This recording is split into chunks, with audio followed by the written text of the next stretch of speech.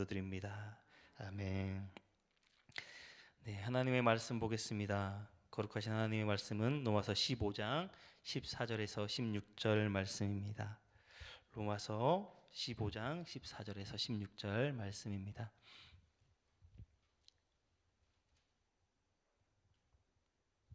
네, 다 찾으셨으면 제가 봉독하겠습니다.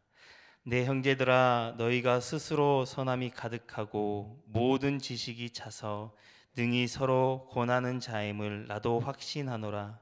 그러나 내가 너희로 다시 생각나게 하려고 하나님께서 내게 주신 은혜로 말미암아 더욱 담대히 대량 너희에게 썼노니, 이 은혜는 곧 나로 이방인을 위하여 그리스도 예수의 일꾼이 되어 하나님의 복음의 제사장 직분을 하게 하사 이방인의 제물로 드리는 것이 성령 안에서 거룩하게 되어 받으실 만하게 하려 하심이라. 아멘. 네, 우리는 지난 2달 동안 계속해서 로마서 말씀을 가지고 은혜를 나누고 있습니다. 이번 주간, 다음 주간 초반이면 이 로마서가 끝나게 되는데요, 이 로마서를 통해서 우리가 귀한 은혜 받는 시간들이 된 줄 믿습니다. 로마서는 총 16장으로 되어 있습니다. 크게 두 부분으로 되어 있는데요, 먼저는 1장에서 11장까지의 말씀은 교리적으로 복음의 내용이 무엇인가, 복음이란 무엇인가에 대해서 설명하고 있습니다. 그리고 12장부터 15장 말씀은 복음으로 의롭게 된 그리스도인들이 어떻게 살아가야 하는지를, 삶 속에서 어떤 모습이어야 하는지를 말씀하고 있습니다. 다시 말씀드리면 복음은 듣는 데서 끝나는 것이 아니라 말씀을 가지고, 그 복음을 가지고 삶 속에서 살아가는 데 있다라고 하는 말씀입니다. 여러분, 혹시 로마서 하면 가장 먼저 떠오르는 말씀이 어떤 말씀이십니까? 바로 이 말씀이 아닌가 싶습니다. 로마서 1장 17절 말씀인데요, 복음에는 하나님의 의가 나타나서 믿음으로 믿음에 이르게 하나니 기록된 바 오직 의인은 믿음으로 말미암아 살리라 함과 같으니라. 아멘. 너무나도 유명한 말씀입니다. 바로 믿음과 구원에 관한 말씀인데, 저는 로마서를 하면 가장 먼저 떠오르는 말씀이 이 말씀인 것 같습니다. 사람이 믿음으로 말미암아 의롭게 되었고, 그 의로움으로 말미암아 우리가 죄의 사망의 법에서 생명의 성령의 법으로 옮겨졌다라고 하는 것입니다. 우리가 너무나도 잘 알고 있는 말씀입니다. 이거 모르시는 분 없으시죠? 이처럼 로마서는 기독교의 교리서라고 말씀할 수 있습니다. 믿음에서 시작해서 의에 이르고 구원받는다라는 말씀하고 있는 책이 바로 이 로마서의 책입니다. 그리고 이 구원은 하나님께서 우리에게 주시는 선물이다라는 사실입니다. 대부분 이 로마서를 이것에 포커스를 맞추고 읽는 경우가 있습니다. 그런데 로마서를 이렇게만 이해한다면 이 로마서의 단면만을 보게 되는 것입니다. 이 로마서는 이 교리적인 부분뿐만이 아니라 실제적으로 우리 그리스도인들이 어떻게 살아야 하는지 구체적으로 말씀하고 있는 성경입니다. 우리가 이 로마서를 읽을 때 주의 깊게 아셔야 할 부분들이 있습니다. 이 로마서가 왜 쓰여졌느냐라고 하는 말씀입니다. 여러분, 로마서는 누가 썼는지 다 알고 계시지요? 바로 사도 바울이 기록하였습니다. 이 사도 바울이 로마 교회를 향하여 쓴 편지의 내용입니다. 특별히 바울의 서신서에는 특징들이 있습니다.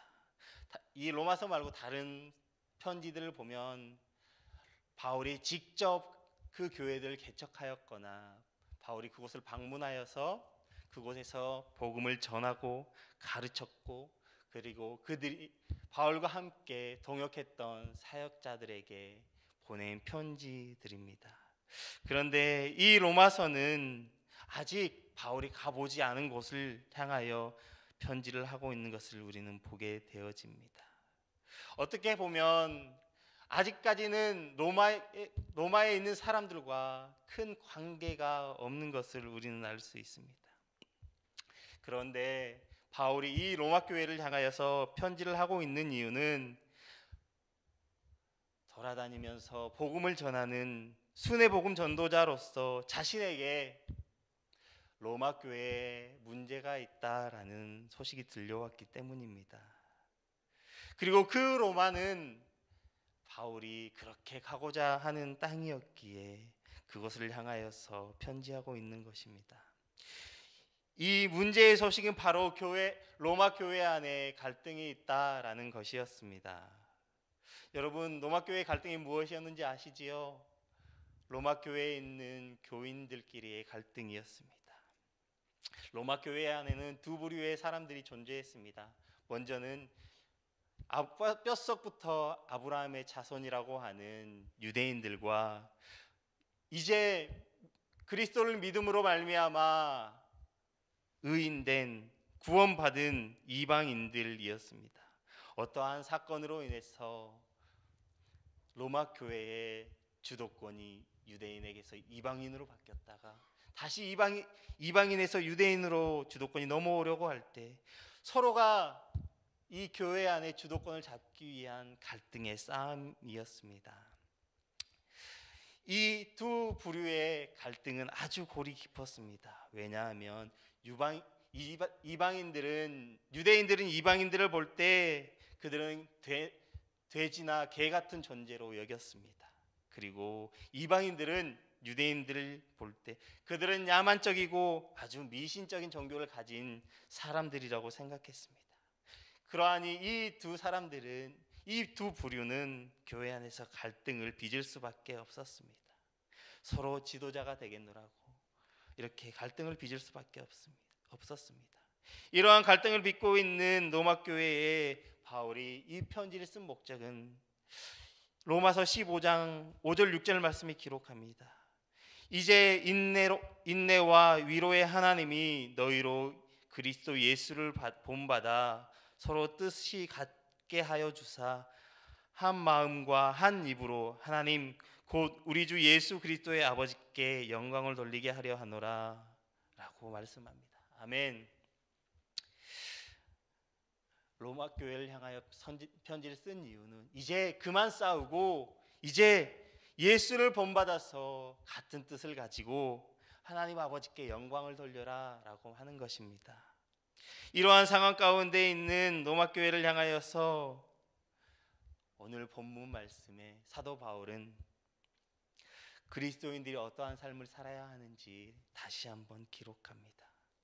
12장에서부터 15장 말씀이 바로 우리 그리스도인들에게 우리 그리스도의 삶이 어떻게 되어야 하는지를 기록하고 있습니다. 특별히 오늘 본문 말씀 14절 말씀에 사도 바울은 형제들아 라고 이렇게 시작합니다. 아직 가보지도 않았는데 그 사람들을 향하여서 형제들아 라고 말씀합니다. 바울은 자신이 직접 세우지 않은 그리고 가보지 않은 로마 교회 성도들을 향하여서 아주 애정어린 마음으로 형제들아 라고 부르고 있는 것입니다. 이 형제라 부르는 로마 교회 성도들을 향하여 이 바울은 세 가지 확신을 가지고 있습니다. 어떤 확신입니까? 그들의 마음속에 선함이 가득 차 있고 그들 가운데 지식이 가득 차 있고 그리고 그들이 서로 권하는 자다라는 이러한 확신을 가지고 있었습니다. 선함이 가득하다라는 말은 단지 마음이 착하다라고 하는 것이 아니라 성령님이 함께 하심으로 인하여서 그들의 삶이 인격적인 성숙을 이루고 있다라고 하는 말씀입니다. 그리고 모든 지식이 찼다라는 말씀은 그리스도 안에 있는 그들에게 필요한 구원의 지식과 하나님에 대하여 그리고 하나님의 말씀에 대하여 알고 있다라는 의미입니다. 그리고 서로 권하는 자다라고 하는 말씀은 서로 능력 있게 권면하고 있다라는 말씀입니다. 이 말씀은 다시 말하면 그리스도인은 서로 성숙한 관계를 그 안에 있는 그리스도인들이 서로 성숙한 관계를 맺어가고 있고 그 안에서 하나님에 대한 충만한 알므로 서로 권면해 가고 있다라는 말씀입니다. 여러분, 우리의 신앙의 모습은 어떻습니까? 먼저 하나님에 대해서 잘 알고 계십니까? 우리의 신앙의 모습이 먼저는 하나님을 알아야 합니다. 하나님을 온전히 알아야 합니다. 하나님의 말씀을 깊이 있게 알아야 합니다. 하나님의 말씀을 대충 알아서는 안 됩니다. 대충 알고 우리의 뜻대로, 나의 뜻대로 해석해서는 안 되는 것입니다. 이 로마 교회 성도들은 하나님에 대해서 잘 알고 있었다라고 하는 사실입니다. 그리고 그 관계 가운데에서, 교회 안의 관계 가운데에서 온전한 관계를 맺으며 성숙한 관계를 맺으며 살아가고 있다라고 말씀합니다.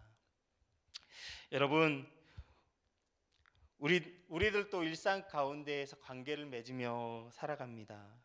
우리가 가까운 사람들에게 부르는 호칭이 있죠. 형님, 아니면 언니, 오빠, 동생 이렇게 부르지 않습니까? 우리가 정말로 가족이어서 형님, 언니, 동생이라고 부릅니까? 가까운 관계를 맺고 있기에 형님, 동생이라고 하지 않습니까? 그런데 가깝지 않은 사람들에게는 이렇게 형님, 동생이라고 하지 않습니다. 아, 누구누구씨, 진호씨 이렇게 부르지요. 단지 사무적인 관계만으로 이렇게 관계를 맺습니다. 그런데 이 가까운 관계들은 어떠한 관계들입니까? 서로의 말에 대하여, 서로의 권면에 대하여 경청하는 관계들입니다. 권면에 대하여 서로 받아들이는 관계들입니다. 여러분, 이 교회 안에서 그러한 관계들을 잘 맺고 계시지요? 일상의 삶 속에서 그러한 관계들 잘 맺고 계시지요? 그러한 삶이 되기를 교회 안에서 일상의 삶에서 성숙하고 좋은 관계들을 맺어가시기를 주님의 이름으로 축복합니다. 예수님께서 우리를 형제 삼아 주심을 믿습니다. 아멘. 우리 아버지의 뜻대로 행하는 자라야 내 형제요 어머니라고 말씀합니다. 여러분, 우리는 하나님의 뜻 안에 거하는 자들입니다. 그렇게 우리는 누구입니까? 예수님의 형제들입니다. 그렇다고 한다면 여러분, 우리의 형제이신 예수님과 어떠한 관계를 갖고 맺어가고 계십니까? 우리의 삶을 한번 돌아보았으면 좋겠습니다. 우리를 형제 삼아 주신 예수님, 혹시 그 예수님께 나의 필요만을 혹시 구하고 있진 않습니까? 그 하나님께서 우리에게 무언가를 구하고 있는데, 무언가를 말씀하고 있는데 혹시 그 말씀을 듣고 있지 안 듣고 있지는 않습니까? 여러분, 우리가 나의 필요만을 구하는 것이 아니라 하나님의 음성에도 귀 기울이는 우리 모두가 되길 바랍니다. 그 하나님과 인격적이고 깊은 관계를 맺어가시기를 주님의 이름으로 축복합니다. 계속해서 15절 말씀에는 그러나 내가 너희로 다시 생각나게 하려고 하나님께서 내게 주신 은혜로 말미암아 더욱 담대히 대량 너희에게 썼노니 라고 말씀합니다. 이미 로마 교회의 성도들은 복음에 대하여 들어 알고 있었습니다.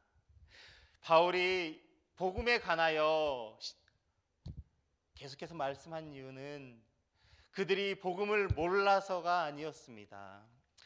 바울은 그들에게 이 로마서 편지를 쓴 이유는 그들이 복음을 알고 있지만 그들이 로마 교회 교인들이 가득한 선함과 하나님의 충만한 알므로 서로 권면하며 성숙한 믿음을 가지고 있었지만 그들로 하여금 다시 생각나게 하려고 이 편지를 쓰고 있다라고 하는 것입니다. 로마인들은 예수 그리스도가 누구인지, 하나님께서 누구인지, 복음의 능력이 얼마나 위대한지, 진리가 무엇인지, 그리스도인으로서 어떻게 살아야 하는지 이미 잘 알고 있었습니다. 그런데 그들에게 잘 알고 있지만 다시 한번 생각나게 하기 위함이었습니다. 왜요? 그들은 잘 알고 있었지만 교회 안에서 갈등을 가지고 있었습니다. 왜요? 그 순간에 이 말씀이 생각나지 않았기에 갈등하고 있는 것입니다. 서로의 이익만을 추구하며 서로의 높은 자리만을 간구하며 이렇게 그 순간의 말씀을 생각하지 않고 있었기에, 생각하지 않고 서로만 자기만을 생각하고 있었기에 다시 한번 생각나게 하려고 이 말씀을 기록하고 있는 것입니다. 여러분, 생각을 행동으로 옮기는 것은 참으로 어렵습니다. 삶에서 말씀이 여러분 삶에서 많이 나타나십니까?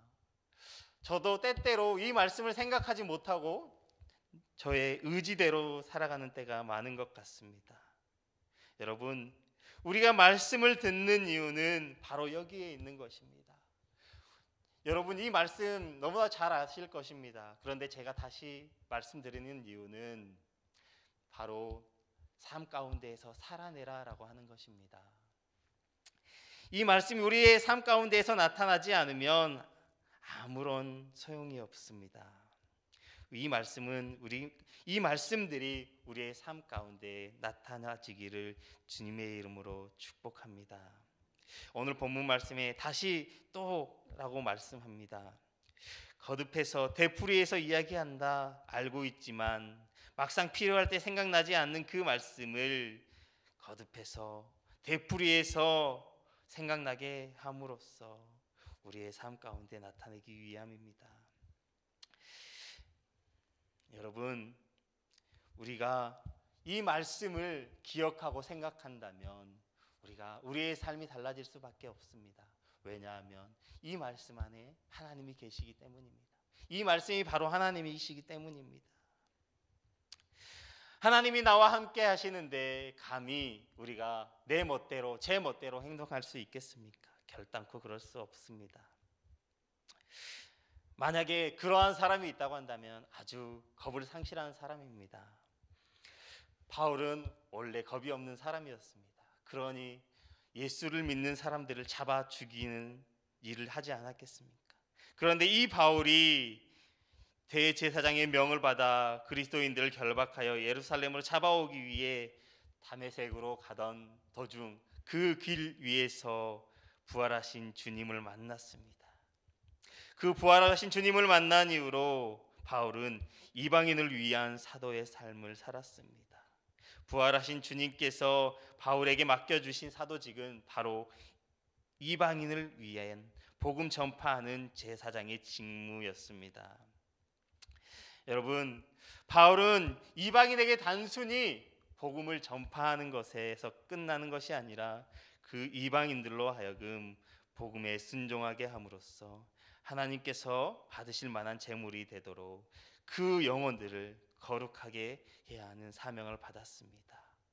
여러분, 부활하신 주님을 만난 바울의 삶이 이렇게 변화되었다고 한다면 우리 또한 구원받은 우리 또한 우리의 삶 또한 달라져야 함을 믿습니다. 우리의 삶도 복음을 전하는 삶이 되길 바랍니다. 여러분들은 복음을 위하여 우리의 생명을 바치실 수 있습니까? 우리도 복음을 위하여 우리의 생명을 바칠 수 있는 믿음을 소유하시기를 주님의 이름으로 축복합니다. 여러분, 우리는 바울처럼 먼 곳에 갈 수 있는 상황은 아닙니다. 그렇다고 한다면 우리의 삶의 자리에서 그리고 하나님의 일에 초점을 맞추고 하나님을 전하는 삶을 살아가기를 주님의 이름으로 축복합니다. 이 자리에 계신 우리 모두가 예수 그리스도의 일꾼이 되어 복음 전하는 일에 힘쓰는 모두가 되시기를 주님의 이름으로 축복합니다. 기도하겠습니다. 사랑의 하나님, 감사합니다. 하나님, 이 시간 이렇게 우리에게 말씀 허락하여 주신 줄 믿습니다. 하나님, 우리가 정말로 하나님과 인격적인 관계를 맺어가기를 원합니다. 먼저 하나님을 온전히 알고 하나님 말씀에 깊이 있게 알아서 정말로 우리 삶 가운데에서 교우들과 온전한 관계를 맺고 하나님과 온전한 관계를 맺어가며 믿음이 자라갈 수 있게 하여 주시옵소서. 특별히 우리가 그 믿음을 가지고 복음을 전하며 살아가는 삶을 살게 하여 주시옵소서. 온전히 주님에게 붙들려 살아가는 우리가 되게 하여 주실 줄 믿습니다. 감사함을 드립니다. 우리 구주 예수님의 이름으로 기도드립니다. 아멘. 오늘은 사역에 대한 공동 기도문을 함께 교독하며 기도하겠습니다. 성경대로 우리 사역의 지평이 온 누리를 품게 하옵소서. 위원회 사역, 교구 사역, 말씀 삶 성경대학 사역을 축복하셔서 말씀과 성령의 충만으로 인격과 일상이 거룩해지게 하소서.